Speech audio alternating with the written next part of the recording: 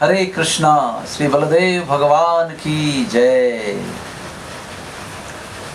हमने पहले बलराम जी के हल के विषय में चर्चा की कि कैसे हमारे आध्यात्मिक जीवन में ये हल का बहुत ही बड़ा महत्व है। कैसे ये बलदाऊ जी महाराज, बलराम जी महाराज हमारे हृदय की मशागत करते हैं और हमारी हृदय की भूमि को कृष्ण भक्ति का बीज स्वीकार करने के लिए योग्य बनाते हैं। तो ये तो उसका दार्शनिक अर्थ हुआ, लेकिन इस हल के साथ बलराम जी भैया ने बहुत सुंदर सुंदर लीलाएं की हैं। तो उसमें से कुछ लीला की आज हम चर्चा करेंगे। सबसे पहले हम बलराम जी के विवाह के बारे में चर्चा करेंगे। रेवती जी रैवत महाराज की कन्या थी। पिछले जन्म में वो चाक्षुष मनु यानी ब्रह्मा जी के 14 मनु पुत्र हुए हैं, उसमें से एक पुत्र है चाक्षुष मनु। उनकी कन्या ज्योतिषमती, वो सर्वश्रेष्ठ बलवान पुरुष को पति प्राप्त करने के लिए तपस्या कर रही थी। अगले जन्म में वो रेवती बन जाती है और रेवती की जन्म जो है वो सत्ययुग में हुआ था और उस जन्म में भी वो सबसे शक्तिमान पुरुष को अपने पति के रूप में पाना चाहती थी। तो रैवत महाराज ने पूरे विश्व को छान मारा, लेकिन उन्हें सर्वश्रेष्ठ शक्तिमान व्यक्ति कोई नहीं मिला। इसलिए वो ब्रह्मालोक में पहुंचे।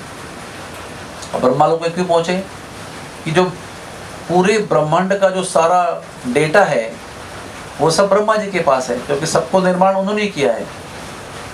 तो उनके पास सबसे ज़्यादा जानकारी मिलेगी, इसलिए वो ब्रह्मा जी के पास पहुंचते हैं और ब्रह्मा जी उनको कहते हैं कि उनके लिए सबसे बड़ा योग्य वर जो है वो अभी पृथ्वी पर वैवस्वत मनु के 28वें द्वापर युग में लीला कर रहे हैं और वो है बलराम जी महाराज। वो आपके पुत्री के लिए सर्वश्रेष्ठ वर है। तो रेवत जी रेवती को लेकर पृथ्वी लोक पर आते हैं द्वापर युग में और बलराम जी के सामने अपने कन्या को प्रस्तुत करते हैं। लेकिन कन्या जब प्रस्तुत करते हैं तो बलराम जी पूछते हैं कन्या कहाँ है।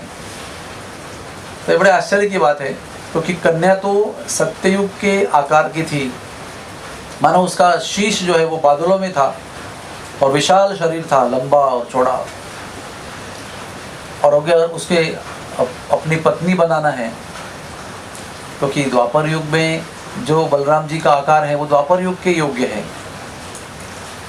तो बलराम जी ने अपना हल उठाया, आकाश में उसको प्रस्तुत किया, रेवती के कंधे पर लगाया और रेवती को नीचे खींचा और नीचे खींचकर अपने पत्नी के योग्य आकार का बना दिया। और उसके पश्चात रेवती का विवाह बलराम जी से हुआ। और बलराम जी के साथ विवाह करने के बाद रेवती जी उन्हें अपने सहेली के पास ले गई, जो है ललिता देवी, राधा रानी की प्रधान सखी। ऊंचा गांव में रेवती के साथ बलराम जी ने कुछ समय निवास किया। ये हुई एक कहानी। दूसरी कहानी ऐसी है कि श्री बलराम जी श्री कृष्ण का संदेश लेकर वृंदावन गए थे, क्योंकि श्री कृष्ण बलराम दोनों जब वृंदावन छोड़कर मथुरा गए, वहाँ से द्वारका गए, बहुत दिनों तक लौट के नहीं आए, इसलिए ब्रजवासी व्याकुल थे। इसलिए श्री कृष्ण भगवान ने बलदाऊ जी को भेजा। दाऊ जी यानी बड़े भाई, ब्रज में बड़े भाई को दाऊ कहते हैं। तो बलदाऊ जी को खत लेकर माता पिता के लिए, गोपियों के लिए वृंदावन भेजा। तो बलदाऊ जी चैत्र और वैशाख इन महीनों में वृंदावन में रहे, माता पिता को मिले, उनके साथ में पुरानी यादों को उजागर किया, कृष्ण की गोपियों से मिले और उनके साथ में भावनाओं का आदान प्रदान हुआ, सांत्वना हुई। और उसके बाद वो अपने गोपियों के साथ में लीला करने के लिए चले गए। इसका मतलब ये होता है कि कृष्ण की गोपियों का वृंद भिन्न था और बलदाऊ जी की भी अपनी विशेष गोपियाँ थी, उनका भी एक समुदाय था। उनके साथ जब वो लीला कर रहे थे तो उस समय उन्हें रास लीला करने का मन हुआ। तो यमुना के किनारे उन्हें रास किया। उस समय वरुण देव की पुत्री वारुणी एक मादक द्रव्य के रूप में वृक्षों के पत्तों से प्रकट हुई। उसे कहते हैं वारुणी। वो कोई शराब जैसा द्रव्य नहीं है, लेकिन उससे इंद्रियों की शक्ति अपार बढ़ जाती है और एक तरह से प्रेम का नशा चढ़ जाता है। तो वारुणी का प्राशन करके बलराम जी महाराज ने लीला की। कुछ थक से गए तो वो बैठ गए। उनको इच्छा हुई कि यमुना जी में स्नान करना चाहिए, स्वच्छ स्फटिक जल में स्नान करके पुनः उत्साहित होना चाहिए। तो उन्होंने यमुना जी को पुकारा, लेकिन यमुना जी को दूर से लगा कि कोई नशा करके जिनकी आंखें गोल गोल घूम रही है, ऐसा व्यक्ति मुझे पुकार रहा है, मैं क्यों जाऊं, मैं नहीं जाऊंगी। तो बलराम जी को क्रोध आया। उन्होंने अपना हल उठाया और सीधे यमुना जी को अपने हल की नोक से खींचकर अपने पास लेके आए। वो यानी यमुना जी दूर थी, उसका पात्र को घुमाकर अपने पास लेके आए और यमुना जी का घमंड चूर करने के लिए यमुना जी का विशाल पात्र को अनेक छोटी छोटी धाराओं में विभाजित कर दिया, जिसको कालिंदी भेदन कहते हैं। जब बलराम जी का ये अद्वितीय बल यमुना जी ने अनुभव किया तो यमुना जी प्रकट हुई व्यक्ति रूप में और हाथ जोड़कर यमुना जी बलराम जी को शरण गई, स्तुति की बलराम जी की, बहुत क्षमा मांगी और कहा कि मैंने आपको बल को नहीं पहचाना, मैंने आपको नहीं पहचाना, इसलिए आप मुझे क्षमा कीजिए और मेरे जल में आप स्वच्छंद स्नान कर सकते हैं। उसके पश्चात यमुना जी ने उनको बहुत सारे नीले रंग के वस्त्र और नीले रंग के मणियों के आभूषण भेंट में दिए। बलराम जी ने वो सब बहुत सारे वस्त्र अपनी गोपियों में बांटे, कुछ स्वयं पहने, कुछ स्वयं ग्रहण किए। यमुना जी में स्नान किया और फिर यमुना जी के तट पर बहुत सुंदर रास विहार किया उन्होंने। इस स्थान को कहते हैं राम घाट। ये बहुत ही गहराई में वृंदावन के अंदर के वन में है। बहुत सुंदर रमणीक स्थान है। आज भी बहुत एकांत स्थान है जहाँ पर बलराम जी ने अपने दिव्य बल को प्रकट करते हुए हल के साथ यमुना जी को खींचा था। उसके पश्चात सांब और लक्ष्मणा का विवाह का प्रसंग भागवत में आता है। ये द्वारका लीला है, द्वारका से ही बलराम जी वहाँ गए थे। सांब जो है वो कृष्ण के पत्नी जिनका नाम जाम्बुवती है उनका पुत्र है। और नाम सांब क्यों है? स अम्ब, यानी अपने माता से बहुत आसक्त था, लेकिन था बहुत पराक्रमी। जब युवा अवस्था में आया तो बहुत ही विलक्षण पराक्रमी युवक बन गया वो। और दुर्योधन की कन्या का नाम है लक्ष्मणा, बहुत ही सुलक्षणी सद्गुण संपन्न कन्या थी वो। उसका स्वयंवर हस्तिनापुर में दुर्योधन ने रचाया था। तो स्वयंवर में ये भी पहुंचे सांब महाराज। तो स्वयंवर का प्रण जो है उसको कुछ भी न करते हुए, यानी प्रण में भाग न लेते हुए, उन्होंने सीधे लक्ष्मणा को बलपूर्वक उठाया, रथ में तारापन्न करके वो भाग गए वहां से। शास्त्र में 6 प्रकार के विवाह बताए गए, उसमें एक है राक्षसी विवाह, वो भी शास्त्रोक्त है। बलपूर्वक अगर अपने बल के आधार पर अगर कोई कन्या को उठाकर ले जाता है और जो कोई युद्धार्थी आएंगे युद्ध करने के लिए, उनके साथ युद्ध करने का भी सामर्थ्य रखता है, तो राक्षसी विवाह भी शास्त्रोक्त है। तो लेकर भाग गए। तो कुरुओं को बड़ा क्रोध आया। उसमें भीष्मदेव थे, दुर्योधन थे, उसमें द्रोणाचार्य थे, उसमें कर्ण थे, उसमें अर्जुन भी थे। सब कुरुओं को बड़ा क्रोध आया। तो 6 महारथी दुर्योधन आदि शस्त्र सज्ज होकर निकल गए और उन्होंने रास्ते पर जाकर सांब को रोका और सावधान और युद्ध के लिए ललकारा। फिर सांब ने इतनी वीरता दिखाई कि कुरु योद्धा जो एक एक करके उनके साथ युद्ध करने लगे, महारथी, सबको उसने परास्त कर दिया। अब ये एक एक के वश में नहीं आने वाला। ये देखकर कुरुवंशियों ने 6 महारथियों ने एक साथ सांब पर आक्रमण किया। किसी ने धनुष्य की प्रत्यंचा तोड़ी, किसी ने धनुष्य तोड़ दिया, किसी ने घोड़ों का वध कर दिया, किसी ने रथ के पहिए तोड़ दिए। इस प्रकार से उसको एक प्रकार से सभी लोगों ने आक्रमण करके परास्त कर दिया और उसको कैद कर लिया और लक्ष्मणा को उसे अलग कर दिया और आकर हस्तिनापुर में कैद में डाल दिया। खबर पहुंची द्वारका। उग्रसेन महाराज और यदुवंशी लोग बहुत क्रोध में आए। क्या समझते हैं कुरुवंशी अपने आप को, अभी हम उनको सबक सिखाएंगे। लेकिन बलराम जी ने उनका क्रोध और तैयारी और चिलखत पहनना, युद्ध के लिए सज्ज होना देखकर कहा, आप मुझे एक मौका दीजिए, मैं हस्तिनापुर जाऊंगा शांति का प्रस्ताव लेकर और शांति से ये कार्य सिद्ध करने का प्रयास करूँगा, क्योंकि हमारे दोनों वंशों का बहुत पुराना रिश्ता है। तो फिर वो हस्तिनापुर ब्राह्मणों को लेकर, गायों को लेकर, सैन्य को भी लेकर जाते हैं। अगर ज़रूरत पड़ी तो युद्ध करेंगे, ज़रूरत नहीं पड़ी तो ब्राह्मणों के साथ विवाह करने के लिए भी उनका उपयोग होगा। सब ये लवाजमा लेकर, सेना लेकर, ब्राह्मणों को लेकर, गायों को लेकर बलराम जी महाराज हस्तिनापुर के सीमा पर आकर अपने तंबू में रुक गए। उद्धव जी को भेजा उन्होंने, उद्धव जी गए, उन्होंने संदेश दिया कि बलराम जी महाराज आए हैं। सब लोग बड़े कुरुवंशी आदर पूर्वक सीमा पर पहुँचे। उन्होंने बलराम जी का बड़ा सत्कार किया, पाद पूजन किया, उनका पूजन किया, उनको भोग लगाया और स्तुति की उनकी।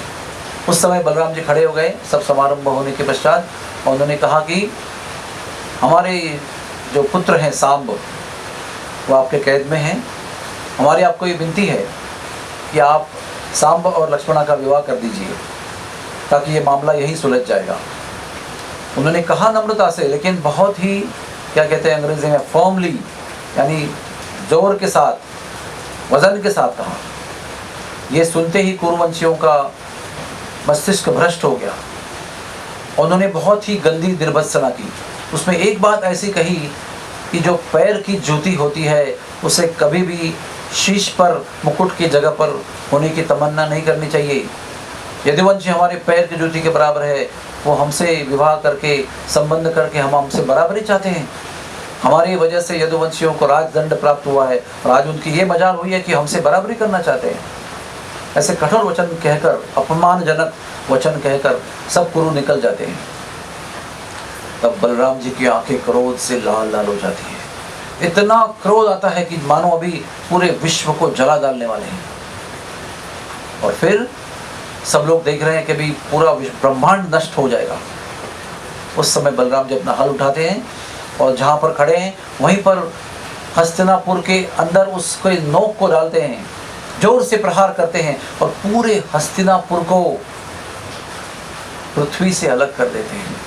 कितना बल होगा बलराम जी में। एक हल की नोक कर पूरे हस्तिनापुर शहर को पृथ्वी से उखाड़ लेते हैं और उनको हवा में धारण करके हवा की गति से गंगा जी में डुबोने के लिए बड़ी तेजी से आगे बढ़ते हैं। और आप समझ सकते हैं कि हस्तिनापुर में क्या अवस्था हो गई। जमीन से निकलकर भी हस्तिनापुर आसमान में है, पूरे भवन गिर रहे हैं, जैसे भूकंप, हड़कंप मच गया है। सब बड़े बूढ़े, बच्चे, बालिकाएं, स्त्रियां सब रास्ते पर आकर चिल्ला रही है, आक्रोश कर रही है। उस समय सारे कुरुवंशी समझ जाते हैं कि बलराम जी अपना क्रोध प्रकट कर रहे हैं। तो तुरंत लक्ष्मणा को और सांब को लेकर लक्ष्मणा को आगे, उसके पीछे सांब, उसके पीछे सारे कुरुवंशी एक लाइन से आकर सीमावर्ती जगह पर आते हैं। और जैसे कि आकाश में है हस्तिनापुर, उसके नीचे हल है, नोक लगी हुई, उसके नीचे बलराम जी है। तो झुक झुक कर कह रहे हैं, बलराम जी महाराज, बलराम जी महाराज, क्षमा कीजिए, क्षमा कीजिए।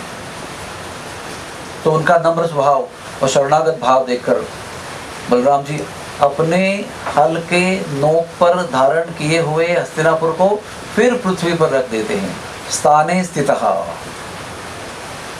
और फिर जैसे ये जमीन पर आते हैं, तुरंत सीमा से बाहर आकर सब चरणों में गिर जाते हैं बलराम जी के। सब दुर्योधन आदि कुरुवंशी सब क्षमा मांगते हैं और कहते हैं कि आपके बल का दर्शन करने के लिए हमने ये सुख किया था। और फिर दुर्योधन लाखों रथ, लाखों घोड़े, हजारों हाथी, बहुत सुंदर वस्त्र अलंकार देकर, दहेज में देकर अपनी पुत्री लक्ष्मणा का बहुत धूमधाम से विवाह करते थे।